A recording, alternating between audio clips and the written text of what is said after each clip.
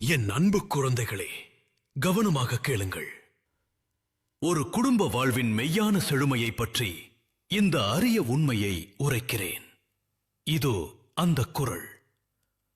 அன்பும் அரணும் உடைத்தாயின் இல்வாழ்க்கை பண்பும் பயனும் அது.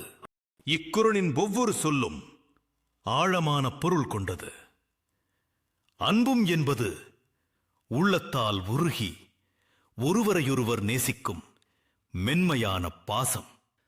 அரணும் என்பது மனம், மொழி, செயலால் பிறருக்கு தீங்கு செய்யாது நீதி வழுவாமல் வாழும் தூய நெறி.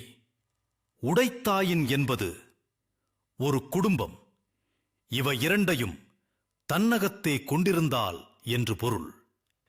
இல்வாழ்க்கை என்பது கணவன், மனைவி, பிள்ளைகளுடன் கூடி வாழும் இல்லறம். அத்தகைய இல்லறத்தின் பண்பும், அதாவது அதன் உன்னதமான குணமும், பயனும், அதாவது அதன் உண்மையான பலனும், அது ஆம் அந்த அன்பும் அரணுமே ஆகும்.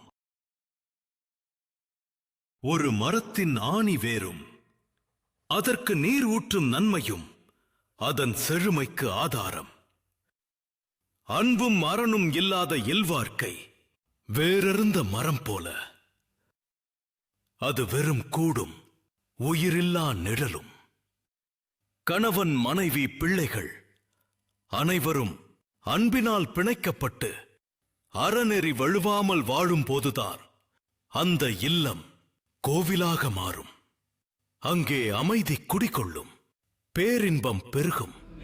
அதுவே மெய்யான வாழ்வின் வெற்றி. என் அருமை பிள்ளைகளே, உங்கள் இல்லற வாழ்வில் அன்பையும் அறத்தையும் அகல் விளக்காய் ஏற்றுங்கள். வாழ்வின் சாரம் அங்கேதான் உரைகிறது. இதயத்திலே நிலைக்கும் வள்ளுவ மொழி நடை.